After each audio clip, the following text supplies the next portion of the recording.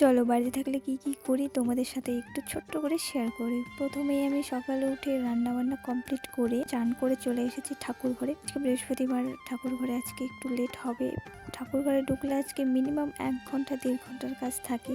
তো প্রথমেই আমি কি করছি, যেহেতু আমাদের ঠাকুর ঘরটা ভেতরটা পাকা করা, বাইরেটা কাঁচা, তো ভেতরটা প্রথমে আমি মুছে নিলাম, বাইরেটা আমি মাটি দিয়ে মুছবো। তারপরে একটু তুলসী তলা মুছে নিলাম, তারপরেই আমি তুলবো ফুল। আর এই সময় গাছের ফুলগুলো খুব কম থাকে, তো এই গাছটাতে একটা ফুলও ছিল না। আর একটা সাদা ফুল গাছ ছিল, সেটাতে কয়েকটা ফুল ছিল। নয়নতারা ফুল গাছ থেকে কয়েকটা ফুল দিলাম, সব কটা তুলিনি, সব কটা তুললে পরের দিন পুজো দিতে হবে। ফুল দুব্বা তুলে তারপর আমি বাসনটা মেজে নেব।